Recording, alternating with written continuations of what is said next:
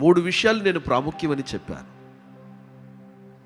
అందులో మొదటి మాట నేను చెప్పిన మాట ఏంటంటే, దేవుడు ప్రేమై ఉన్నాడు. చెప్పండి, ఒక ఆమేన్ అని చెప్పండి. చెప్పండి, దేవుడు ఎవరై ఉన్నారు? అందరు చెప్పాలన్నమాట. ఆత్మఫలమేమనగా ప్రేమ, అంతే, ఇంకేం లేదు అక్కడ.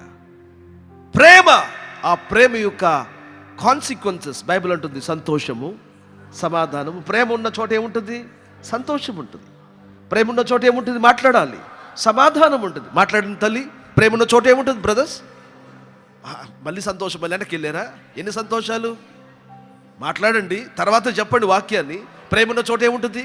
మంచితనం ఉంటుంది. మాట్లాడండి. ప్రేమ ఉన్న చోట ఏముంటుంది? దయాళత్వం ఉంటుంది. చెప్పండి, ప్రేమ ఉన్న చోట ఏముంటుంది? నమ్మకత్వం ఉంటుంది. మాట్లాడాలి. ప్రేమ ఉన్న చోట ఏముంటుంది? విశ్వాసం ఉంటుంది. ప్రేమ ఎక్కడైతే ఉందా మనలలో?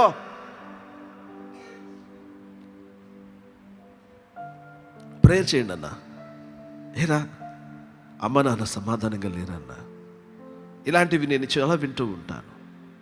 ప్రేయర్ చేయండి అన్న. ఏరా అమ్మ నాన్న విడిపోవాలనుకుంటున్నారన్న, ఇలాంటివి నేను చాలా వింటున్నాను. ప్రేయర్ చేయండి అన్న. నా భార్యకి 37 సంవత్సరాలు వచ్చింది, ఇప్పుడు ఆమె మార్గం తప్పుతుంది. ప్రేయర్ చేయండి అన్న, నేను విని ఉన్నాను. నా పెనిమిటి ఎందుకో నమ్మకంగా ఉండడు, ఆయనకి వయసు 40.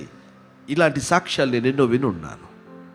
ఒక ఇంటిలో నా మాట వింటున్నారా? ఇంట్లో ప్రేమ, ప్రేమ, దేవుని ప్రేమ. భార్య అన్న, భర్త అన్న వింటున్నారా? బైబిల్ చదవండి. హలో, ఇటు చూడాలి.